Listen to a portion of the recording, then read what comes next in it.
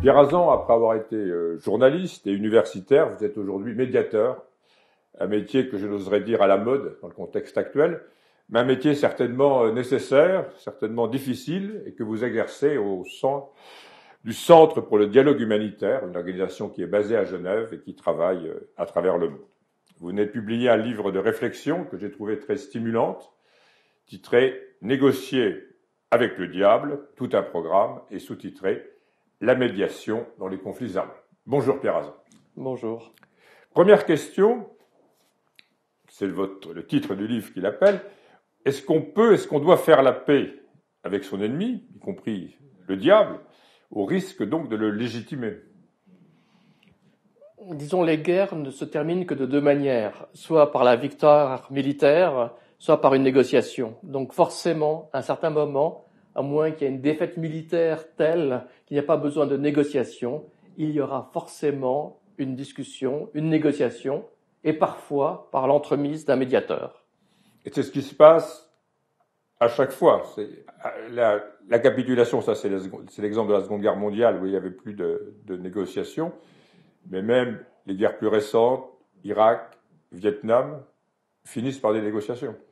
Au Vietnam, on a bien vu qu'il y a eu une négociation qui s'est d'ailleurs déroulée à Paris, mais finalement, il y a eu une victoire militaire qui a imposé la victoire du Nord sur le Sud. Donc la médiation, la négociation qui a lieu à Paris a été couronnée à l'époque par un prix Nobel, mais en réalité, elle ne s'est jamais appliquée, et donc c'est la victoire militaire qui a tranché.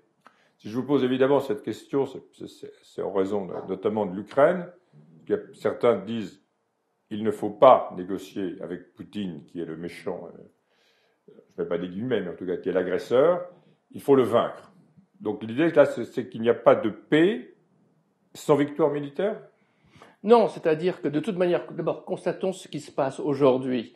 Il y a eu, et même encore ces derniers jours, plusieurs accords entre Russes et Ukrainiens par l'intermédiaire de différentes médiations.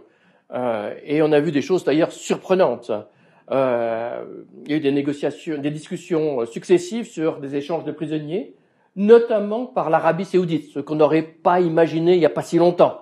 Donc on voit des choses nouvelles apparaître dans la carte de la médiation. Ça, c'est le premier facteur. Le deuxième facteur, et le président Macron a joué un rôle important, c'est de pouvoir mettre l'envoi d'inspecteurs de l'AIEA à la centrale nucléaire de Zaporijjia. Et donc, il a bien fallu l'accord des Russes et des Ukrainiens. Donc, discussion de nouveau.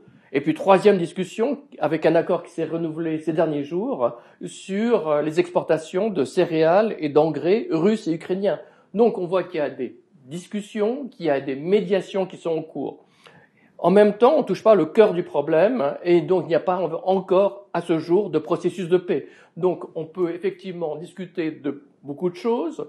Il peut y avoir des accords ponctuels sur des points précis qui arrangent les deux parties. Autre exemple, qui a trait au Proche-Orient. Récemment, il y a à peine quelques semaines, par l'intermédiaire des États-Unis, l'État d'Israël et le Liban se sont mis d'accord sur leurs frontières maritimes. Je trouve que c'est quand même extraordinairement intéressant, alors que le Liban et Israël sont techniquement en guerre, et que le Hezbollah est considéré par Israël, et d'ailleurs par une bonne partie des Occidentaux, comme une organisation terroriste, et qui est la principale force politico-militaire au Liban. Donc on voit que sur des points ponctuels, il peut y avoir accord, sans pour autant avancer d'un iota vers un processus de paix. Parce que justement, dans votre livre, on voit bien que vous faites la différence, ce que vous venez de dire, entre négocier et faire la paix. Et vous-même, bon sang, il y a certaines négociations auxquelles vous participez qui sont plus ou moins secrètes ou discrètes.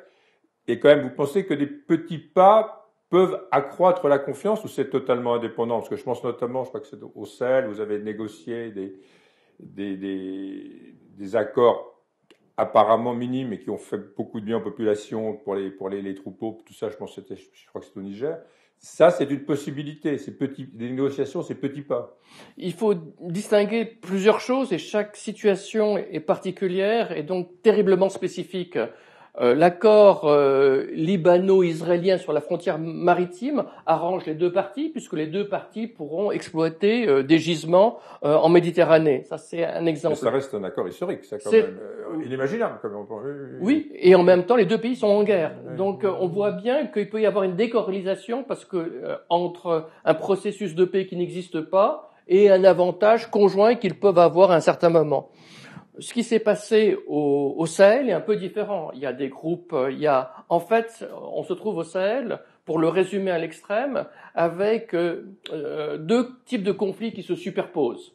D'un côté, des groupes djihadistes, hein, et de l'autre côté, des communautés qui sont en guerre les unes contre les autres, essentiellement parce qu'elles appartiennent à deux groupes différents, deux économies différentes, des économies d'éleveurs, semi-nomades, notamment souvent les Peuls, et des groupes qui sont essentiellement cultivateurs. Et donc, avec le changement climatique, avec la hausse de la démographie, il y a une lutte pour les terres arables. Et donc, on assiste à des dizaines de conflits, voire des centaines de conflits dans toute la bande sahélienne.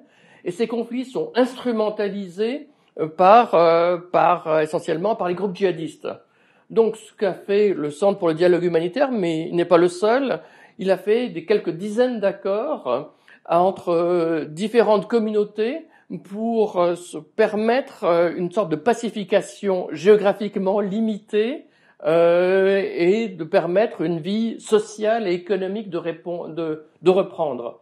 Même si le fond de la discussion, c'est-à-dire la question de la gouvernance au Sahel, n'est pas réglé. On voit au Sahel, en fait, trois types de gouvernance qui sont en compétition. Il y a le modèle hérité de la colonisation, il y a à côté un modèle autoritaire, un peu à l'égyptienne, comme Sisi, et puis troisièmement, il y a une gouvernance qui serait islamiste. Et donc, on a ces trois modèles qui sont aujourd'hui en compétition. Est-ce qu'il peut y avoir un jour des hybrides acceptables? Ce sera aux sociétés sahéliennes de le déterminer. Là, je reviens aux négocier avec le diable. Donc, c'est quand même des négociations avec des groupes djihadistes terroristes qui sont en cours. Oui, le terme de terroriste... terme que vous n'avez pas employé, d'ailleurs. Oui, non, mais ce qui est très intéressant, c'est que le terme de terroriste, souvent, celui qu'on désigne comme tel. Pour prendre un exemple simple, Yitzhak Shamir était terroriste. Yasser Arafat était terroriste. Nelson Mandela était terroriste. Alors, Shamir, c'était contre les Britanniques, c'est ça? Shamir était contre les Britanniques, effectivement, lorsqu'il était à la tête du groupe Stern. Donc, effectivement, ce qui s'est passé, le changement fondamental qui s'est passé, c'est après le 11 septembre. Après le 11 septembre, il y a évidemment les attentats contre les tours jumelles à New York, et il y a l'adoption d'une résolution des Nations Unies, la 1373, qui dit qu'il faut, en gros, pour simplifier, isoler et traquer les terroristes. Et on va se trouver dans une situation où, d'un côté, il y a une vision normative, donc d'abattre les terroristes, et de l'autre côté, ce qui se passe sur le terrain, un échec militaire et un échec idéologique, puisqu'on n'y arrive pas. Et donc, il va bien falloir à un certain moment entamer des discussions. Et même les Américains vont entamer des discussions avec les talibans, qu'ils considéraient comme terroristes, et donc il y aura les accords de paix de Doha. Et donc aujourd'hui, on se trouve toujours dans une sorte d'ambiguïté où un certain nombre de gouvernements affirment ne pas vouloir traiter avec des terroristes, mais en même temps, ils ont besoin quand même de parler avec eux. Et souvent, ils vont passer par des intermédiaires, et notamment des organisations de médiation privée. Oui, c'est un sujet auquel on suit beaucoup, évidemment, à Kadem. On peut aussi dire que le gouvernement israélien, il lui arrive de négocier avec le Hamas des cessez-le-feu, comme on l'a vu encore récemment. Il y a des poussées de guerre, et après, là, il y a des négociations directes ou des négociations via... Généralement, ce sont les Égyptiens qui jouent un rôle de médiateur. En août dernier, le djihad islamique et l'État hébreu étaient en confrontation. Il y a eu 3 jours d'affrontements violents, et c'est finalement l'Égypte qui a réussi à conclure un cessez-le-feu entre l'État hébreu et une organisation considérée par l'État d'Israël comme une organisation terroriste.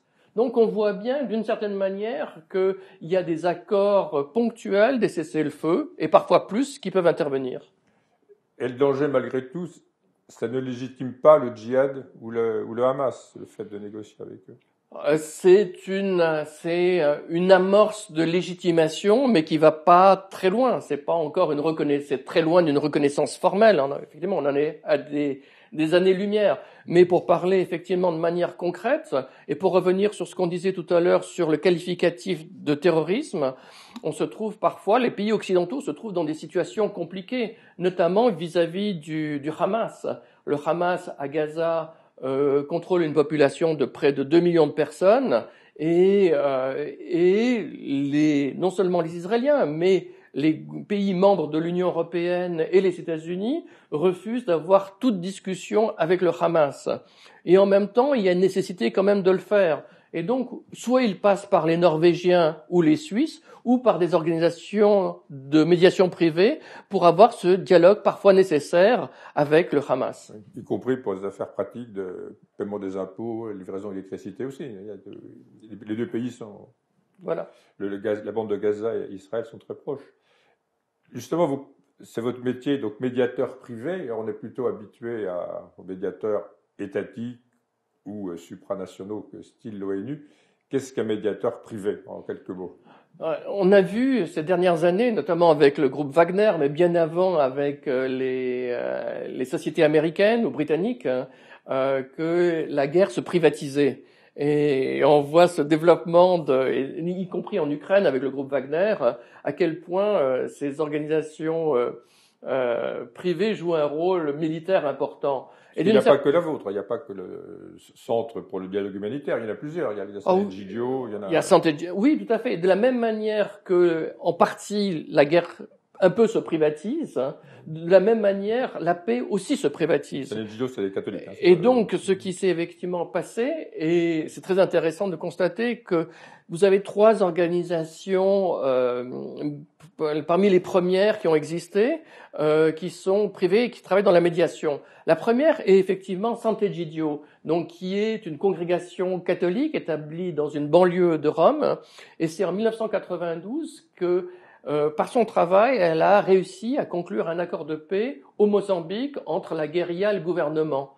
Et donc, et ce qui rappelle aussi que le travail du Vatican, qui a été les papes pendant des siècles, ont été la principale puissance pacificatrice à l'intérieur de la chrétienté. Le deuxième exemple, c'est le Centre pour le dialogue humanitaire, qui historiquement dépendait du Comité international de la Croix-Rouge, donc il y avait déjà une action dans le terrain de guerre. Et puis le troisième exemple, qui vient de la diplomatie, a été créé par Martti Ahtisaari, qui était l'ancien président finlandais et prix Nobel de la paix. Donc vous voyez que ce soit la papauté, que ce soit la diplomatie, que ce soit l'humanitaire, le CICR, on voit comment finalement s'est développé des organisations de médiation privée dont les racines plongeaient déjà sur les terrains de conflit. C'est plus facile pour une organisation privée qu'un représentant d'un État d'aller négocier avec l'ETA ou le djihad ou tout ça. Il y a moins de présupposés politiques, idéologiques. Il y a plusieurs dimensions. La première, c'est que les États peuvent dire c'est pas nous. Donc il y a une capacité de nier d'être impliqué. Donc on passe par d'autres pour dire nous on parle pas directement. Donc cette capacité de nier sa propre implication, c'est la première dimension. Ensuite, et on peut le comprendre, la deuxième chose, c'est que si jamais ça tourne mal, on peut dire on n'y est pour rien. Et puis troisièmement, ça permet de tester, d'avancer des solutions, d'explorer des chemins. Et puis un jour, si ça devient vraiment sérieux, s'il y a vraiment des avancées très concrètes, à ce moment-là, alors les États peuvent intervenir, se poser comme médiateurs et finaliser un deal qui a été conclu en fait en amont par des médiations privées. Là aussi, ce sont des choses qui sont peut-être secrètes, mais est-ce qu'il y a une autosaisine possible sur un conflit du Centre pour le dialogue humanitaire, ou est-ce qu'il y a toujours quelqu'un qui vous mandate, même très informellement, même sans que ça soit officiel, un État ou une ONG ou comment ça marche? Il n'y a pas de situation standard, il n'y a que des situations spécifiques. Des États en conflit peuvent éprouver le besoin de nouer à un certain moment un dialogue avec des groupes armés. Des États tiers peuvent avoir intérêt à limiter le potentiel de déstabilisation d'un conflit. Donc, il peut y avoir des volontés conjointes de différents acteurs d'explorer les possibilités d'un possible accord. Ça peut être d'abord très ponctuel, ça peut être d'abord pour des négociations humanitaires, pour des échanges de prisonniers ou sur des points très précis. Pendant la crise sur le Covid, par exemple, le Centre pour le dialogue humanitaire et d'autres ont participé à faire des trêves entre différents groupes armés et des États, que ce soit en Centrafrique, au Sud-Soudan ou ailleurs. Et comment vous êtes perçu par les diplomates professionnels? Ils vous voient comme des empêcheurs de tourner en rond, des gêneurs Je crois que ça s'est beaucoup professionnalisé et aujourd'hui il y a une complémentarité qui s'est instituée, c'est-à-dire que ces organisations de médiation privée sont souples, sont flexibles, sont réactives, hein, mais elles n'ont pas la capacité, la légitimité d'un État. Donc c'est en quelque sorte une sorte d'avant-garde, d'explorateur, et puis à un moment quand les choses véritablement prennent une consistance vraiment réelle, à ce moment-là, les États interviennent de manière beaucoup plus concrète. Vous parliez tout à l'heure du CICR, et il y a un chapitre dans votre livre que j'ai trouvé très intéressant et très détaillé sur une histoire, même si elle était connue, mais que vous rappelez avec énormément de détails, comment le CICR suisse a refusé de condamner la politique d'extermination des Juifs par l'État allemand au nom de il ne faut pas indisposer les parties en conflit de cette Seconde Guerre mondiale, dont l'Allemagne. Est-ce que vous pourriez rappeler cet épisode qui est quand même très parlant? Donc là, en fait, il y a eu une seule discussion de fond au sein du comité exécutif du Comité international de la Croix-Rouge. Le terme exact, c'est ça, oui. En 1942. Donc c'est un moment aussi où la Suisse est entourée par les puissances de l'Axe et se pose à l'intérieur du comité exécutif une question. On est au courant de l'extermination des Juifs. Hein. En même temps, le CICR apporte accès à des millions de prisonniers de guerre, pas les soviétiques et pas à d'autres, mais il a accès à des prisonniers de guerre essentiellement français, britanniques et donc ou certains d'autres aussi. Et donc il apporte des millions de colis aussi et une aide humanitaire substantielle. La question qui se pose et qui divise le comité à ce moment-là, c'est qu'est-ce qu'on fait? Est-ce que on dénonce l'extermination des Juifs, hein, mais à ce moment-là, on risque potentiellement de compromettre l'action du CICR, hein, ou on ne dit rien et on continue notre action. Et cette discussion intervient à un moment où la bataille de Stalingrad n'est pas encore finie et les membres du CICR ne savent pas qui va gagner la guerre. Donc il y a une hésitation et une majorité de membres se prononcent pour faire un appel, mais un appel qui serait enrobé avec des euphémismes. Le terme ni de juifs ni d'israélites n'est mentionné. Il est mentionné l'idée aussi qu'il y a des bombardements inacceptables, y compris sur les villes allemandes. Donc il s'agit d'enrober de manière diplomatique. Mais une minorité, mais qui tient la direction, et notamment siège à l'intérieur de ce comité, chose qui est quand même curieuse pour une organisation qui s'affirme indépendante, le président de la Confédération suisse. Et lui est très très inquiet qu'une telle déclaration, un tel appel public soit très très mal perçu par les nazis, par le gouvernement allemand. Et donc finalement, comme la majorité est en faveur d'un appel mais n'arrive pas à se mettre d'accord sur la forme de l'appel, rien n'intervient. et donc il n'y aura pas d'appel. Et donc ça se situe en 1942. Ce qui est plus troublant, c'est quand la guerre avance et quand finalement la force des armes fait qu'une victoire alliée est en train de s'imposer, il ne sera pas non plus question de faire un appel. Donc la Croix-Rouge n'aura jamais condamné la politique d'extermination des Juifs par l'État allemand. Non, effectivement. Ce qui se passera, il y aura à titre individuel un certain nombre de délégués qui agiront dans des sens très très opposés. Il y aura notamment un délégué qui se rendra très brièvement dans la commandanture d'Auschwitz et ne verra rien. Il ira, le même délégué, Rossel, il s'appelle, ira aussi dans un autre camp et ne verra soi-disant rien.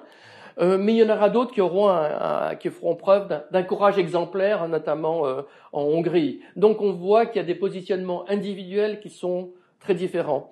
Le président de la Croix-Rouge suédoise de l'époque, le comte Folke Bernadotte, lui, dans les dernières semaines de la guerre, va rentrer en contact avec certains dignitaires nazis et va obtenir la libération de quelques milliers de détenus scandinaves et les sortir des camps de concentration. Ce sera l'épisode des bus blancs. Pour la petite histoire, le comte Folke Bernadotte, à cause justement de ce passé-là, sera choisi et deviendra le premier médiateur des Nations Unies et sera envoyé au Proche-Orient. Et là même, il présentera un premier plan qui ne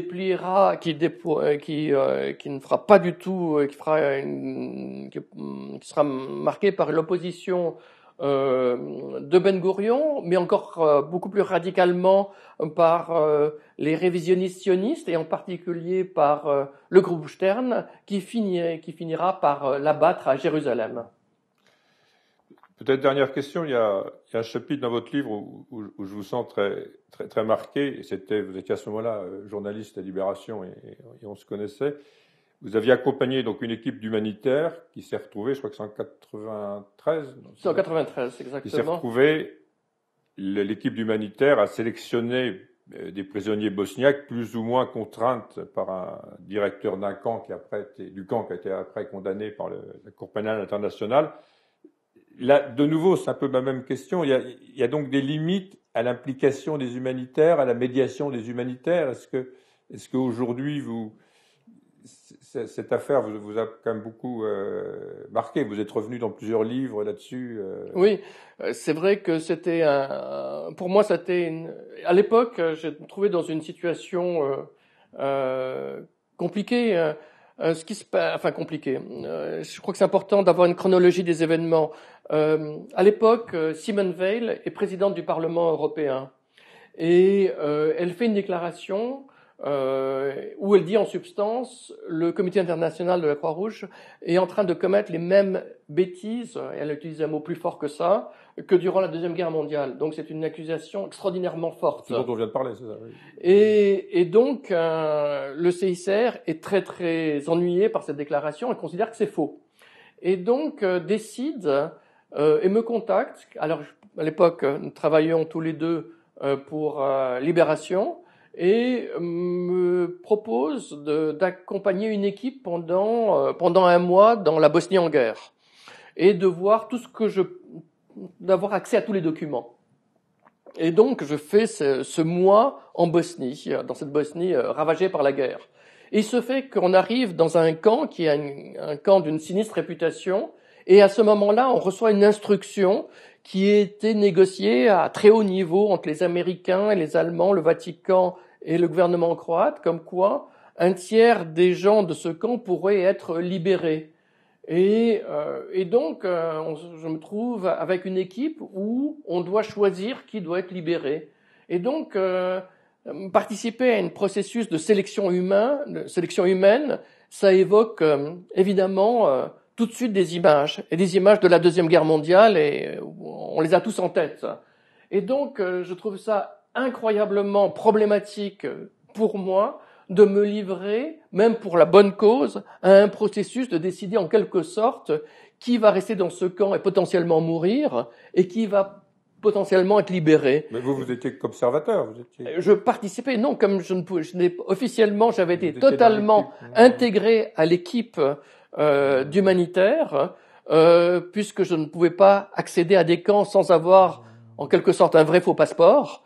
Donc, je me trouvais totalement intégré. Et donc, voilà, pendant des jours, il a fallu, on a réfléchi comment procéder, et on a procédé par ce qu'on appelle un Body Mass Index, c'est-à-dire on a mis à l'intérieur du camp, qui se trouvait non loin de la ligne de front, on a mis des mètres, on a mis une table et des balances et des mètres, on a pesé les 2000 prisonniers pour essayer de déterminer les plus faibles afin d'avoir une approche la plus objective possible pour sortir les plus faibles. Et c'est à ce moment-là que j'ai compris en fait le drame de ce que c'est qu'une guerre civile, puisque finalement notre interlocuteur avait sa propre liste qu'il considérait qu'il était prêt à laisser sortir ceux qui n'avaient pas de valeur. Donc il y a eu une bataille sur liste contre liste qui pourrait être libérée. Et vous auriez refusé de faire ce tri, ces personnes ne seraient pas sorties. C'est-à-dire exactement. Je n'oserais pas dire le moindre mal, mais c'était le choix. Voilà, terrible, justement. Donc, quel est le choix éthique Quel est le choix éthique qui est le moindre des mots finalement? Et finalement, cette réflexion sur ce moment, sur ce processus, m'a fait réfléchir sur ce que je voyais par ailleurs en Bosnie, notamment la question du nettoyage ethnique, qui s'est reposée sous des termes différents, mais quand même assez similaires en Syrie récemment, sur les choix éthiques des troisièmes parties. Comment une partie tierce, qui n'est pas impliquée au conflit et qui a sa propre échelle des valeurs, humanistes pour faire court, doit-elle se positionner face à des situations limites? Et donc c'est aussi pour ça que j'ai voulu réfléchir et écrire ce livre. Et vous diriez que c'est à partir ou à cause de cet épisode que vous avez voulu devenir médiateur? Je crois que cet épisode, en tout cas, m'a fait comprendre que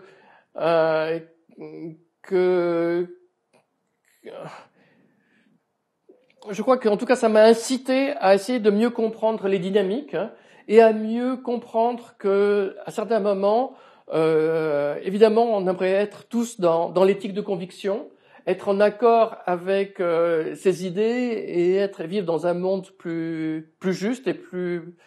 Et à certains moments, il faut pouvoir faire des choix qui sont extraordinairement difficiles et douloureux.